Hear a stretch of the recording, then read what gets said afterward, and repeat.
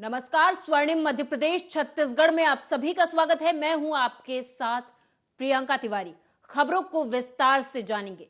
छत्तीसगढ़ के सीएम भूपेश बघेल ने बीजेपी पर तीखा हमला बोला। इस दौरान सीएम बघेल ने क्या कुछ कहा, आपको सुनाएंगे। आरएसएस जो है क्रिसमस भोज कराने जा रही है, तो केरल से लेकर कश्मीर तक के जो चर्च प्रमुख है वो शामिल होंगे। देखो, अब ऐसा है कि वोट क्या क्या नहीं कराती, क्योंकि उसकी ज़मीन खिसक गई है भारतीय जनता पार्टी की।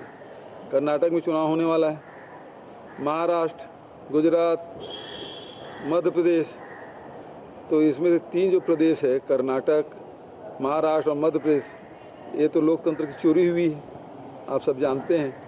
उसके बाद बन जाता है गुजरात, गोवा, उत्तर प्रदेश, उत्तराखंड और नॉर्थ ईस्ट कुछ राज्य। तो एक पट्टी बची हुई है।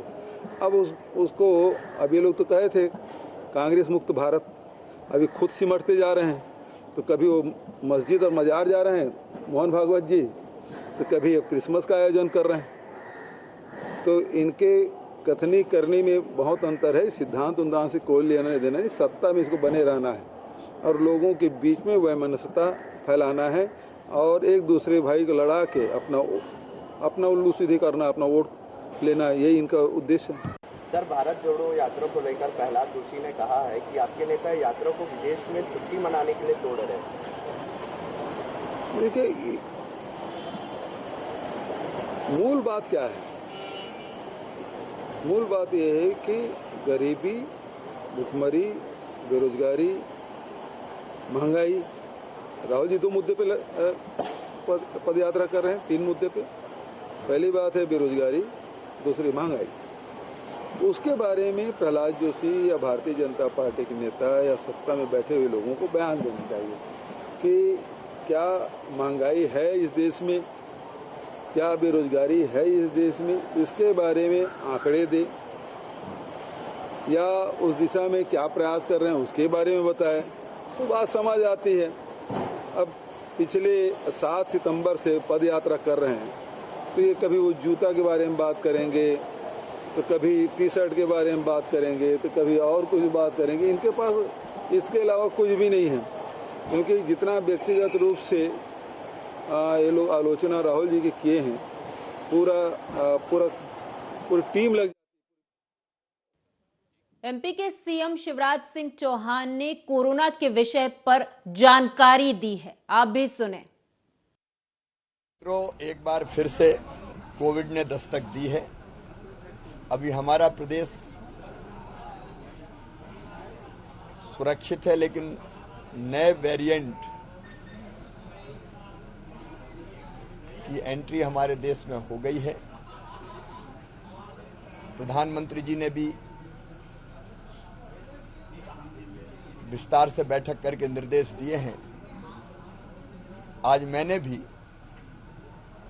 कोविड को लेकर एक उच्च स्तरीय बैठक की है। अभी पैनिक होने की जरूरत नहीं है, घबराने की आवश्यकता नहीं है, लेकिन सावधान रहने की बहुत जरूरत है। और इसलिए हमने तय किया है बूस्टर डोज अभी तक जिनको नहीं लगा है उनको बूस्टर डोज लगाना प्रारंभ किया जाएगा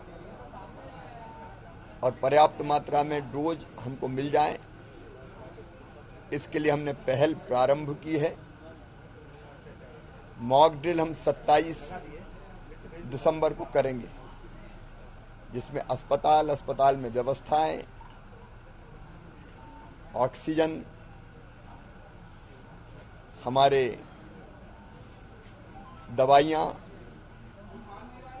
और कोविड से निपटने के लिए जितनी आवश्यक तैयारियां हैं वो सारी की सारी तैयारियां मॉक ड्रिल के माध्यम से भी हम देख लेंगे।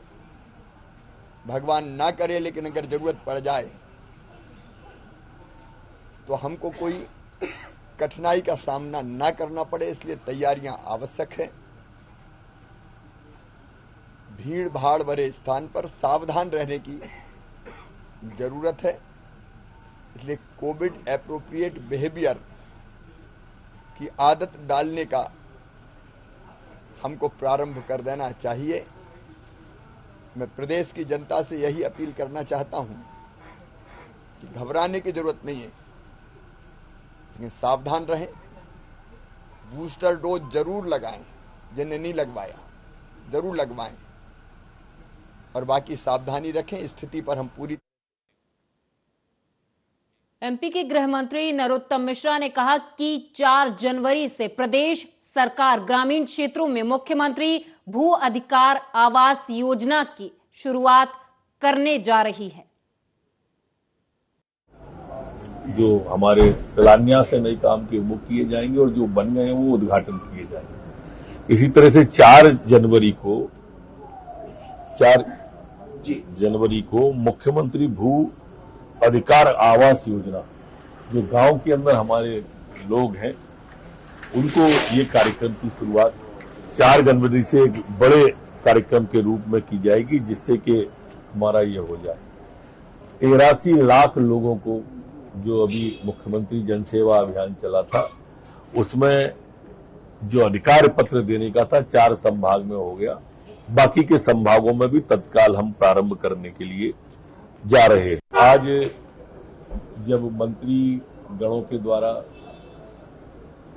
विकास की योजनाओं के चल रहे काम, प्रभार के जिलों में चल रहे काम, उसकी जानकारी दी तो प्रभारी जी ने संतोष भी व्यक्त किया, लेकिन इसके साथ उन्होंने उसमें आज जोड़ा है कि गरीब बस्तियों में जब प्रभारी मंत्री प्रभार के जिले में प्रवास पर जाएंगे तो गरीब बस्तियों में हमारे छात्रावास, जो एसटी और एससी के छात्रावास हैं, उनके साथ उन छात्रावासों में और बिना प्रोग्राम के, घोषित प्रोग्राम से नहीं, अघोषित प्रोग्राम से अकस्मात जाएंगे प्रदेश के अंदर और उनसे 1 to 1 या एकांत में ही बात करेंगे। जब बात करेंगे तब कोई अधिकारी नहीं होगा, जिससे वास्तविकता का यथार्थता में चरित्र हो सके। ये बात उन्होंने विस्तार से आज कही है। बहुत सारगर्भित चर्चा और रचनात्मक चर्चा, दिशान्मूलक बैठक थी। माननीय प्रभारी हमारे मध्य प्रदेश के मुरलीधर राव जी ने, मुख्यमंत्री जी, माननीय प्रदेश अध्यक्ष जी, महामंत्री संगठन हमारे हितानंद जी सहित सभी मंत्रीगण लगभग पूरे उपस्थित थे। आज जैसा कि तय था, उन्होंने कहा भी कि इस तरह की योजना बन रही है कि कार्यालय में अब सप्ताह में एक दिन 3 मंत्री एक साथ बैठकर जो मंडल और उससे ऊपर के जिले के कार्यकर्ता हैं। एमपी की पूर्व मुख्यमंत्री और फायर ब्रांड नेता उमा भारती ओकारेश्वर में पुरातत्व विभाग पर बरस पड़ी। दरअसल पुरातत्व विभाग ने ममलेश्वर मंदिर में नंदी जी के पास जाली लगा दी थी, इससे रोड डाइवर्जन हो गया था। इसी बात को लेकर उमा भारती नाराज नजर आई। मंदिर का वास्तु होता है कि आपको नंदी को दाएं करते हुए अंदर जाना, ठीक है।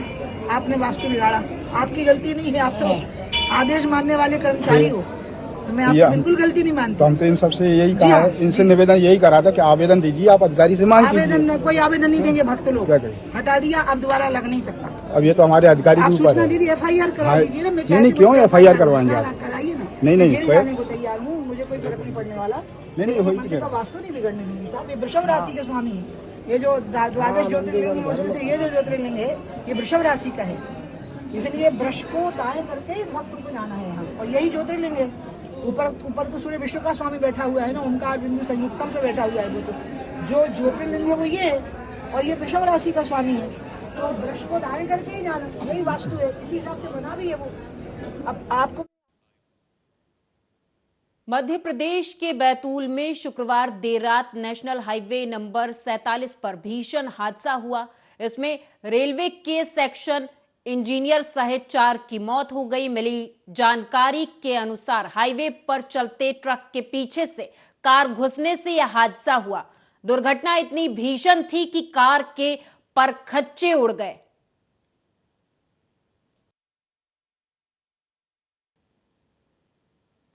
एमपी सरकार में मंत्री विश्वास कैलाश सारंग ने मीडिया से बात करते हुए कोरोना पर जानकारी दी है। आप भी सुने। सरकार ने हमें इस बात के निर्देश दिए हैं कि हम हर पॉजिटिव केस की जीनोम सीक्वेंसिंग कराएं। उसकी हमने व्यवस्था कर ली है भोपाल के एम्स में, और उसके साथ साथ भोपाल के हमारे गांधी मेडिकल कॉलेज में ये व्यवस्थाएं हमने शुरू कर दी हैं।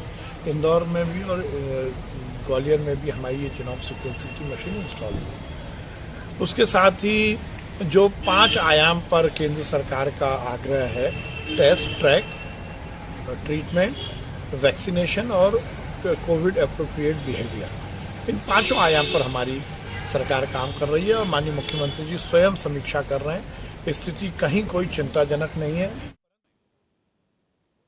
बॉलीवुड से लेकर साउथ फिल्म इंडस्ट्री तक अपनी एक्टिंग का दम दिखाने वाले सोनू सूद को आज कौन नहीं जानता। कोरोना काल में सोनू सूद एक रियल हीरो बनकर सामने आए थे। कोरोना काल में उन्होंने देश भर के लोगों की मदद कर लोगों के दिलों में अपनी खास जगह बनाई। हाल ही में सोनू सूद उज्जैन के महाकाल मंदिर भगवान के दर्शन के लिए पहुंचे। उनके साथ उनकी पत्नी भी नजर आईं।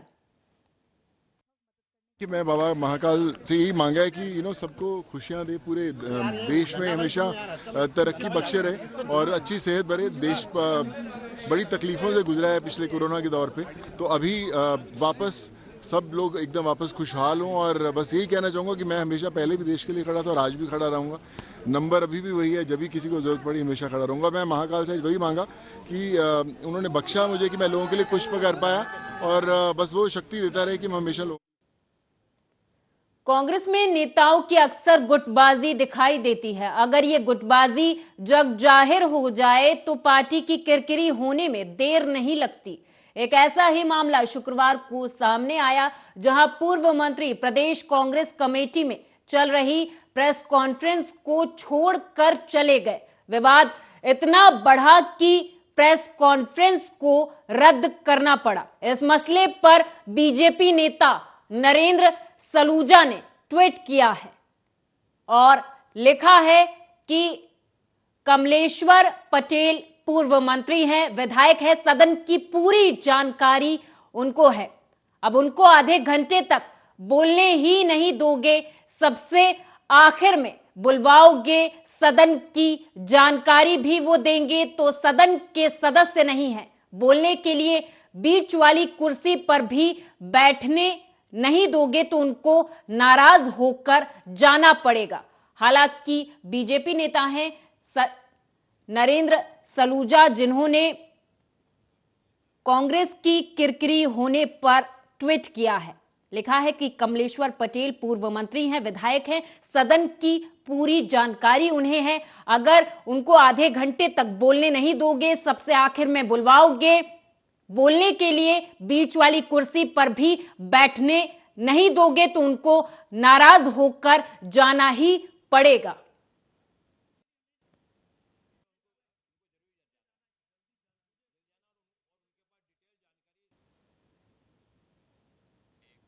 मध्य प्रदेश में विधानसभा चुनावों को 1 साल बचा है। हालांकि ऐसे में कांग्रेस में नेताओं की एग्जिट शुरू हो गई है।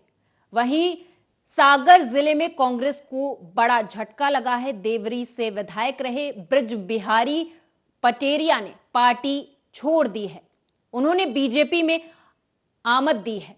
मुख्यमंत्री शिवराज सिंह चौहान ने देवरी से पूर्व विधायक ब्रिज बिहारी पटेरिया को बीजेपी की सदस्यता दिलाई। इस अवसर पर नगरीय प्रशासन मंत्री भूपेंद्र सिंह भी मौजूद रहे।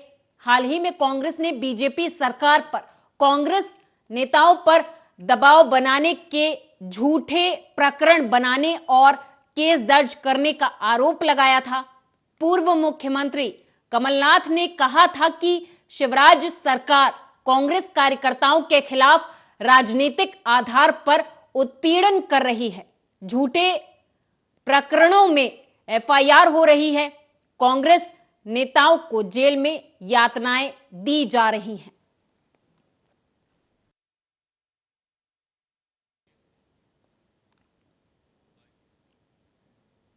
खजुराहो लोकसभा क्षेत्र से सांसद विष्णुदत्त शर्मा कांग्रेस पर तीखा हमला करते हुए नजर आए। इस दौरान विष्णुदत्त शर्मा ने क्या कुछ कहा, आपको सुनाएंगे।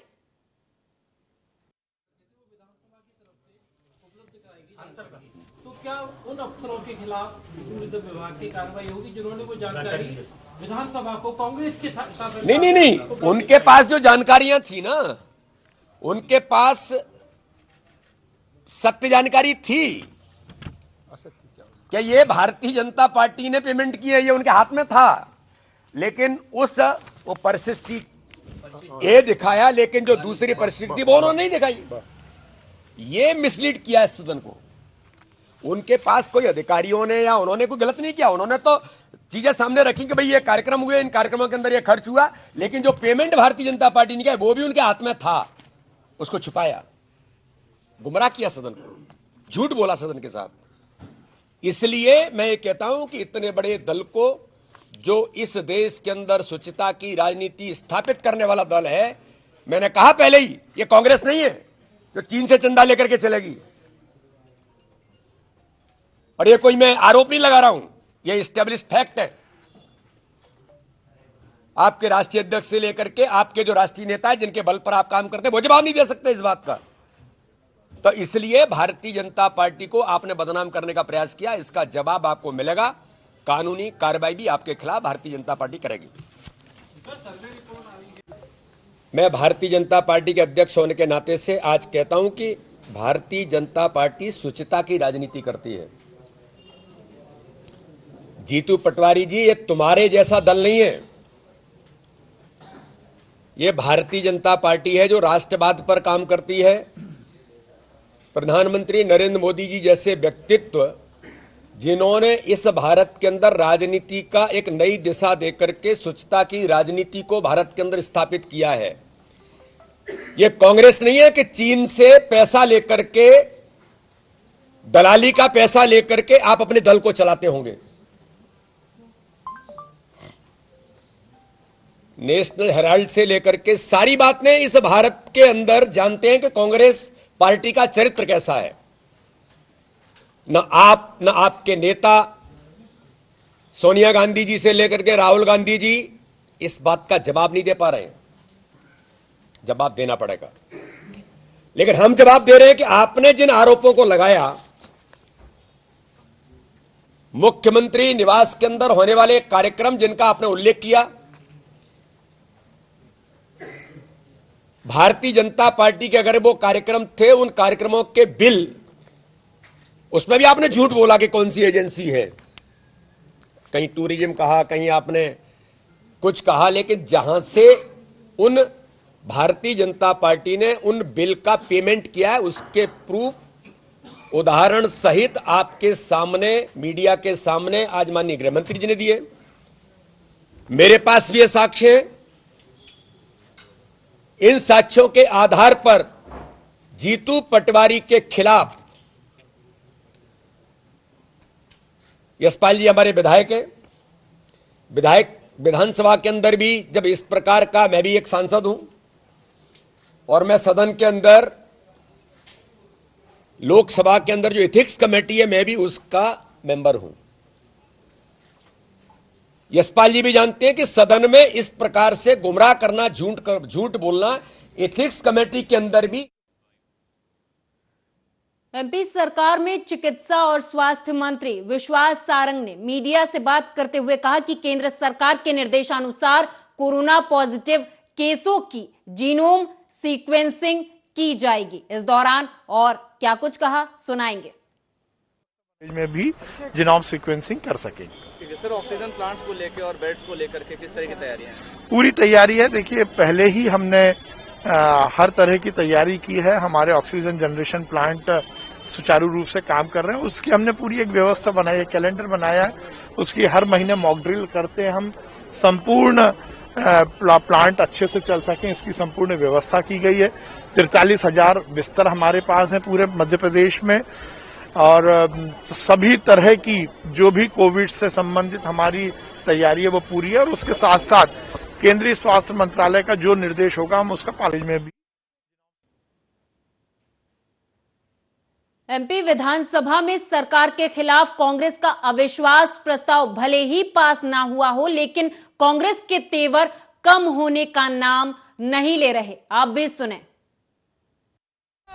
इवेंट के माध्यम से 50 अरब रुपए का 50 अरब, ध्यान रखना शब्द को, 10 अरब रुपए जनसंपर्क से और 40 अरब रुपए अलग अलग विभाग से मुख्यमंत्री ने इवेंट के नाम पे खर्च किए। इवेंट मींस जो रोज भीड़ लाते हैं, रोज बड़े बड़े मंच सजते हैं, जो कार्डलेस माइक से वो लोगों को सस्पेंड करते हैं, वो जिस तरीके की घटनाएं हम और आप प्रदेश देख रहे हो, वो भीड़ पैसे से लाई गई सरकारी भीड़ होती है और उसमें 50 अरब रुपया छोटी मोटी राशि नहीं है। प्रदेशवासियों, ये मध्य प्रदेश के बेटे और भावी पीढ़ी पर घात है, आघात है। फिर उन्होंने एक बात कही कि जीतू पटवारी ने गलत आरोप, मैं दावा करता हूं, चुनौती देता हूं कि बीजेपी कार्यालय में अगर सरकारी पैसे से कोई खर्चा हुआ हो, मैं प्रमाण, मैंने वहां भी अनुमति मांगी थी कि अध्यक्ष जी मुझे अनुमति दो, मैं पटल पे रखना चाहता हूं सरकारी विभाग के उत्तर को।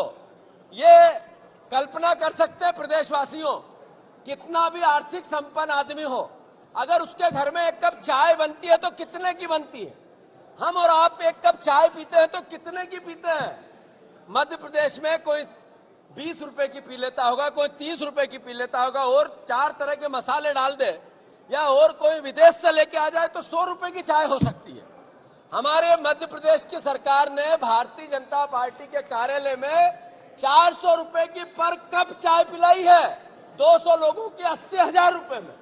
याद रखो इस बात को, समझो और सोचो कि ये मध्य प्रदेश की लूट की सरकार, इन्होंने जैसे विधायक खरीदे वैसे ही मध्य प्रदेश के भविष्य के साथ धोखा कर रही है। मध्य प्रदेश के कर्मचारियों के मामले में, शासकीय कर्मचारियों के मामले में एक शब्द नहीं बोले।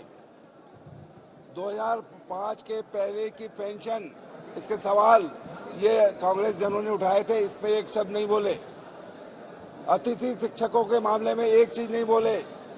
जो कर्मचारी आंदोलन कर रहे हैं, चाहे वो हेल्थ के हो या दूसरे विभागों के, उनके बारे में एक शब्द नहीं बोले। और तो और जनसंपर्क मंत्री भी हैं, मीडिया कर्मी, जो प्रेसमैन है, जो पत्रकार है, इनके बारे में एक शब्द नहीं बोले। कुल मिलाकर, लेकिन जैसा अभी आदरणीय सचिन यादव जी ने कहा, ये चीज उन्होंने मानी पहली बार कि ऋण माफी हुई है। मैं समझता हूं कि ये मध्य प्रदेश के जो लाखों कर्मचारी हैं, उनके साथ ये अन्याय किया है, और मध्य प्रदेश के जो हजारों हमारे पत्रकार बंधु हैं, जो मीडिया हैं, उनके बारे में भी एक शब्द नहीं बोला। ये इनका अपमान है। कांग्रेस पार्टी इन सब के लिए लगातार लड़ती रही।